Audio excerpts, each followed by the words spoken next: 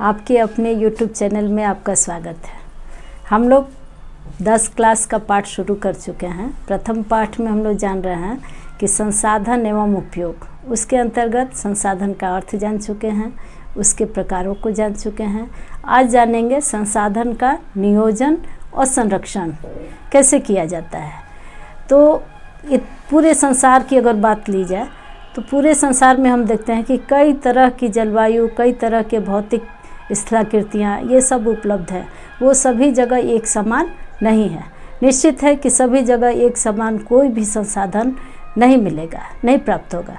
उसी तरह से अपने देश की बात होती है कि इतना बड़ा देश, इसका क्षेत्रफल 32.8 लाख वर्ग किलोमीटर, इतने वर्ग किलोमीटर में यह क्षेत्र फैला हुआ है और यहाँ पर प्राप्त होने वाले संसाधन जो हैं वो विभिन्न तरह के हैं। पठारी देशों में खनिज प्राप्त होते हैं, मैदानी क्षेत्रों में कृषि योग्य भूमि है या फिर जल का मात्रा अधिक है। इस तरह से विभिन्न तरह के संसाधनों से हम परिपूर्ण हैं। अब संसाधन नियोजन की जहाँ तक बात आती है, शब्द ही बताता है कि हमको क्या करना है, उस पर विवेकपूर्ण ढंग से, कैसे विवेकपूर्ण ढंग से विचार करना है कि वो उसका उपयोग हम अपने जीवन में कैसे करें, कितना करें और किस तरह से करें। तो संसाधन नियोजन विवेकपूर्ण ढंग से किसी भी संसाधन का उपयोग ही संसाधन नियोजन के अंतर्गत आता है। इसमें हम पूरे राष्ट्र का जो संसाधन है उसको सुनियोजित ढंग से उपयोग करने का एक तौर तरीका निकालते हैं। उसमें पहला हम लोग देखते हैं कि पूरे क्षेत्र में उपलब्ध संसाधनों की पहचान करते हैं कि जो पूरा क्षेत्र है वहाँ पर किस किस तरह के संसाधन उपलब्ध हैं। दूसरे में हम देखते हैं कि संसाधन की मात्रा एवं गुणात्मक स्तर कैसा है, उसका निर्धारण किया जाता है। किस आधार पर? प्रौद्योगिकी के आधार पर।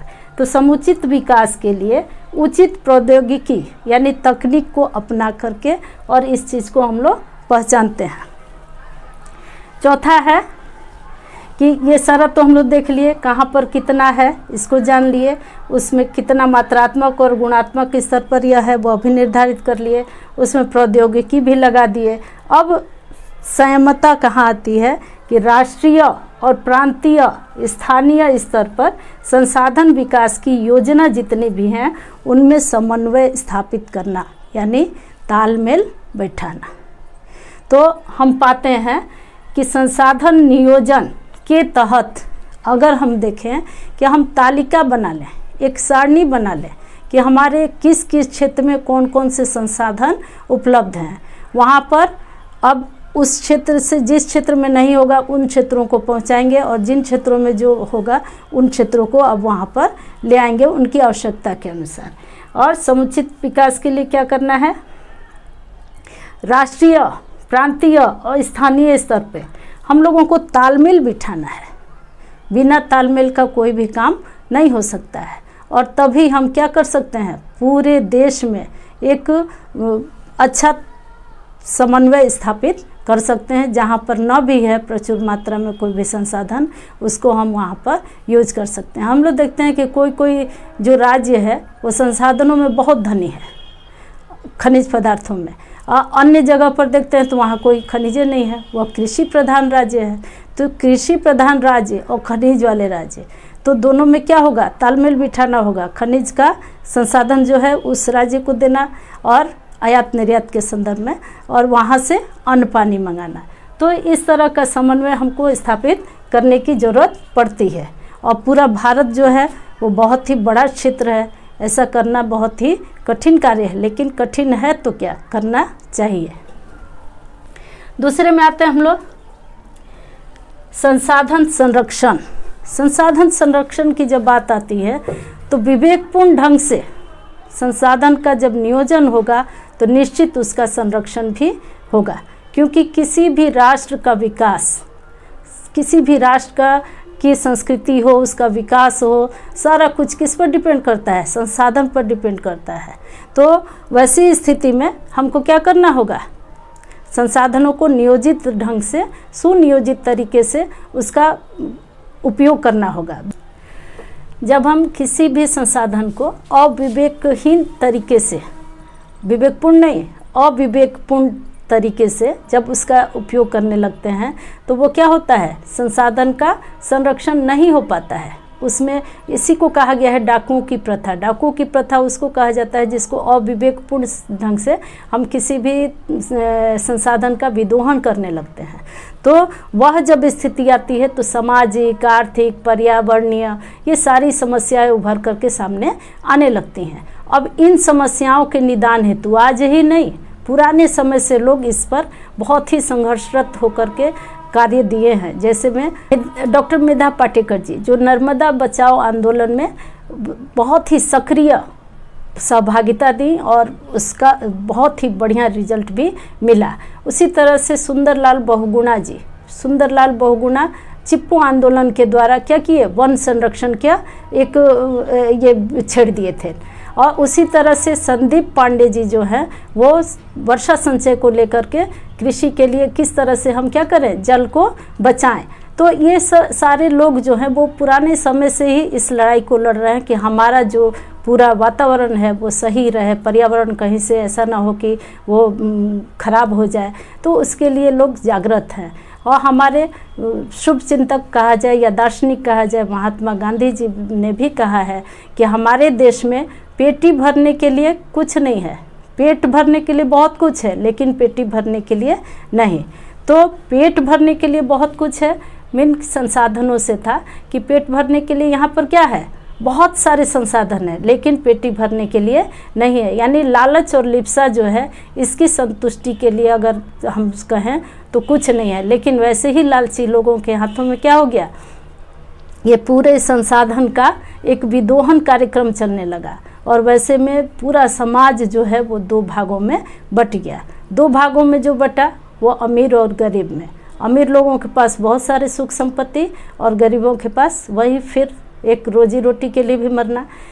हमारे राष्ट्रपिता गांधी जी भी मशीनीकरण के घोर विरोधी थे। कारण कि हमारी जनसंख्या बृहद जनसंख्या, इस पर पलने बढ़ने वाले लोग अधिक, और उन्हीं संसाधनों को अगर मशीन से हम उपयोग करने लगें, काटने लगें, जैसे जंगलों को काटने लगें या फिर खनिज निष्कासन करने लगें, बिल्कुल अब लोग ही न लगाएं, तो वैसी स्थिति में क्या होगा कि संसाधनों का विदोहन अत्यधिक होगा और लोग भी क्या होंगे, उस पर डिपेंड करने वाले लोग यूं ही बेरोजगार हो जाएंगे।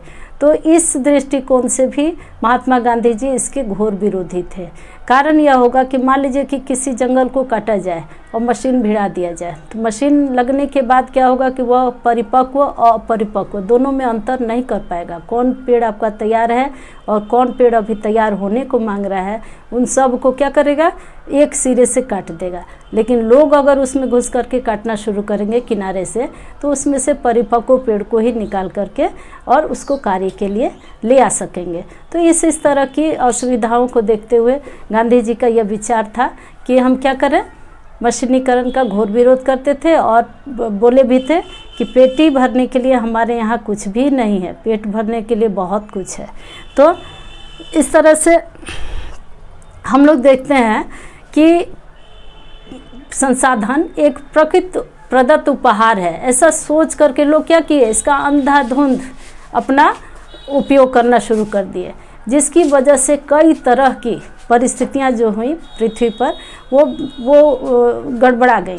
जैसे कि भूतापन होना, ओजोन परत में क्षय हो जाना, फिर वर्षा अनियमित ढंग से होना, जलवायु का परिवर्तन जैसा तैसा होना, बिना मौसम का असमय।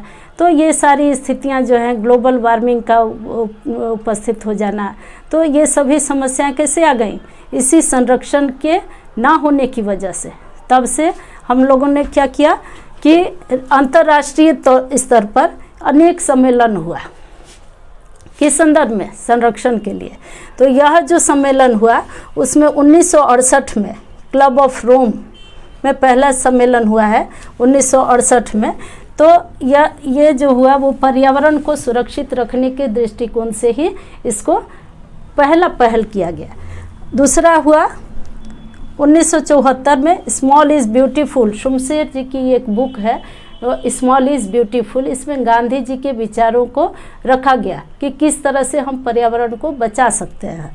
तीसरा यहाँ पर दिख रहा है 1987 में ब्रंटलैंड आयोग का एक प्रतिवेदन प्रस्तुत हुआ जिसमें पर्यावरण को बचाने का हर प्रयास किया गया और उसी में बताया गया 1987 के इस ब्रंटलैंड आयोग में ही कि किसी भी संसाधन का सतत विकास, पोषणीय विकास किस तरह से किया जा सकता है। पूरे विश्व जगत को एक उद्बोधन कर दिया ये ब्रंटलैंड आयोग।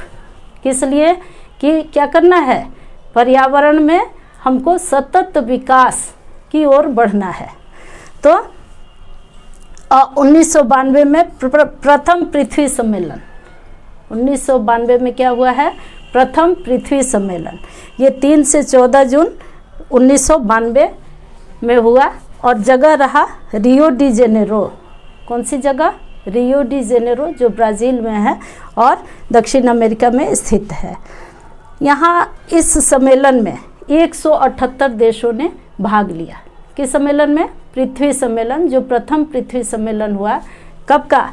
3 से 14 जून 1992, जगह रियो डी जेनेरो में। तो वहाँ पर 178 देशों ने भाग लिया और उसमें एजेंडा 21 को निर्धारित किया गया। एजेंडा 21 कार्यक्रम 21 है, हिंदी में इसको कार्यक्रम 21 कहा जाता है। उसमें यह तय किया गया कि ग्लोबल वार्मिंग, जैव विविधता, वन संरक्षण आदि जो घटनाएं घट रही हैं उन पर हमारा दृष्टिकोण कैसा होना चाहिए? स्वच्छ, साफ सुथरा, पाक होना चाहिए और हम सब मिलकर के उससे क्या करें? अडिग होकर के उस संघर्ष में कूदें। और इसके लिए एजेंडा 21 में एक खर्च कहाँ से हो, तो खर्च के लिए एक कोष का भी निर्धारण किया गया। ये पूरा एजेंडा 21 जो रहा वो 800 पृष्ठीय यानी 800 पन्नों में वो पूरा 21 एजेंडों पर वहाँ पर साइन और मुहर लगाया गया। 1997, ठीक आप देखते हैं कि 1992 से 5 वर्ष बाद 1997 में द्वितीय पृथ्वी सम्मेलन होता है। ये 23 से 27 जून 1997 तक कहाँ पर? तो न्यूयॉर्क में, संयुक्त राज्य अमेरिका का न्यूयॉर्क है, वहाँ पर यह सम्मेलन किया जाता है। इस सम्मेलन को +5 सम्मेलन भी कहा जाता है। तीसरा सम्मेलन है तृतीय पृथ्वी सम्मेलन 2002 में, ठीक उससे 5 वर्ष बाद। ये हो गया 1992 से 1997, और 1997 में 5 आप जोड़ेंगे तो 2002, यानी कहा जाए तो इससे 10 वर्ष बाद और इससे 5 वर्ष बाद, यानी प्रथम पृथ्वी सम्मेलन से 10 वर्ष बाद 2002 में तृतीय पृथ्वी सम्मेलन 26 अगस्त से 4 सितंबर तक के लिए क्या किया गया? निर्धारित किया गया। और इसमें पूरे 2000 प्रतिनिधियों ने भाग लिया, लेकिन वो पूरे के पूरे प्रतिनिधि आए, सब बातचीत यह वह सब हुआ, लेकिन कोई निष्कर्ष नहीं निकला इस मीटिंग का। इसलिए इस मीटिंग को बहुत मायने नहीं दिया जाता है। ये जोहान्सबर्ग, दक्षिण अफ्रीका में एक जगह है जोहान्सबर्ग, वहीं पर ये इस मीटिंग को किया गया। तृतीय पृथ्वी सम्मेलन कब हुआ है? तृतीय पृथ्वी, एक बार हम लोग पृथ्वी सम्मेलन को जान ले। प्रथम पृथ्वी सम्मेलन अगर पूछे तो वह हुआ है 3 से 14 जून, कहाँ? 3 से 14 जून 1992 में, और जगह है रियो डी जेनेरो। दूसरा हुआ है 1997, 23 से 27 जून, जगह है न्यूयॉर्क। और तीसरा हुआ है 2002 में, जो 26 अगस्त से 4 सितंबर 2002, और यह जगह है जोहान्सबर्ग। तो तीनों का जगह जरूर पूछ देता है 1 नंबर वाले क्वेश्चन में, इस पर केयर करना है। और सम्मेलन कब हुआ, किस साल में हुआ, ये 5-5 वर्ष का अंतराल है, प्रथम, द्वितीय और तृतीय। इसके बाद हम लोग देखते हैं कि एक और सम्मेलन हुआ है क्योटो सम्मेलन। क्योटो सम्मेलन में 159 देशों ने उसमें क्या किया है? भाग लिया है। क्योटो सम्मेलन जो जापान में है, क्योटो शहर, वहाँ पर एक सम्मेलन हुआ पर्यावरण को लेकर ही, और उसमें 159 देशों ने भाग लिया।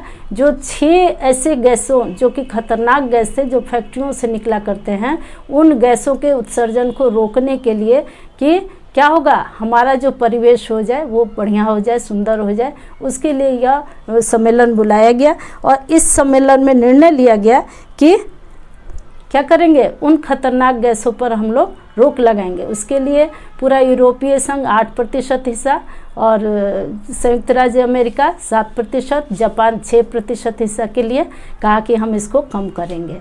तो इस तरह से ये सारे सम्मेलन जो हुए हैं वो किस लिए हुए, संसाधन को संरक्षित करने के लिए।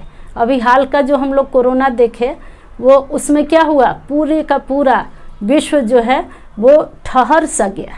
जब ठहरा तो एक लाभ हुआ कि पर्यावरण को एक स्वच्छ वातावरण मिला। और खैर वैसा कभी ना आए कि हमारी ज़िंदगी ही ठहर जाए, वैसी बात नहीं है, लेकिन एक विराम मिला जिससे कि पर्यावरण को क्या मिला, कुछ शुद्धता मिल गई।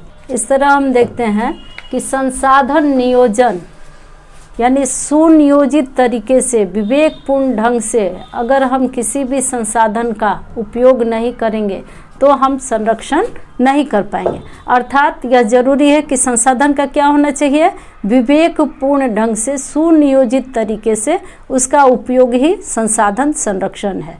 तो संसाधन नियोजन और संसाधन संरक्षण कहने का अर्थ यह कि यह जो दोनों है वो एक दूसरे का अन्योन्याश्रय है, बिना इसके यह नहीं है संभव और नहीं है। तो इस तरह से हम देखते हैं कि संसाधन नियोजन संसाधन संरक्षण का ही पाठ है, बिना नियोजन का संरक्षण संभव नहीं है। हम लोग भी इसमें कारगर सहयोग कर सकते हैं अपने विवेकपूर्ण ढंग से इसको अपना करके, कहाँ पर किस संसाधन का कैसा उपयोग करना है।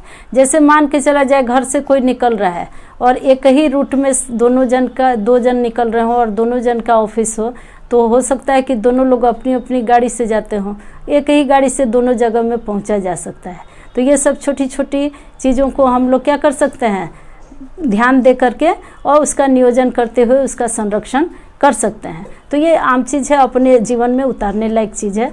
और आगे हम लोग देखते हैं कि सतत पोषणीय विकास, संसाधन का सतत पोषणीय विकास वो क्या होता है, यह भी आता है क्वेश्चन में कि सतत पोषणीय विकास से क्या तात्पर्य है। तो सतत पोषणीय विकास, सतत पोषणीय विकास, सतत पोषणीय विकास ये क्या होता है, यह जो है संसाधन का नियोजन हमने कैसा किया, सुनियोजित ढंग से, विवेकपूर्ण ढंग से जब हमने संसाधन को अपनाया तो वह संरक्षण में बदल गया। फिर इसी चीज़ को यानी पूरे पर्यावरण को बिना क्षति पहुंचाए, भविष्य का ख्याल रखते हुए, भविष्य में आने वाली जो पीढ़ी है उनका ख्याल रखते हुए वर्तमान में भी विकास कार्य को क्या देना, बढ़ोतरी करना, उसमें विकास कार्य को बढ़ाना और उससे किसी तरह का पर्यावरण को क्षति न पहुँचे इसका केयर करना ही सतत पोषणीय विकास है। सतत पोषणीय विकास के अंतर्गत सभी तरह के संसाधनों का उपयोग हम करेंगे, लेकिन आने वाले भविष्य के लिए भी, पीढ़ी के लिए भी बचा करके रखें, ऐसा दृष्टिकोण रखना चाहिए। इस तरह से हम लोग देखते हैं कि यह पूरा पाठ हम लोग बहुत अच्छे से समझ लिए हैं कि संसाधन किसे कहते हैं, संसाधन के प्रकार क्या हैं, संसाधन का नियोजन और संरक्षण कैसे किया जाता है और सतत पोषणीय विकास क्या है। आप लोग अपना प्रश्नोत्तरी कर लेंगे, जहाँ पर डाउट होगा कमेंट बॉक्स में लिख देंगे। बोर्ड एग्ज़ाम की तैयारी बहुत ही अच्छे से करनी है, एकदम फर्स्ट क्लास में फर्स्ट आना है, इसी उम्मीद के साथ जय हिंद।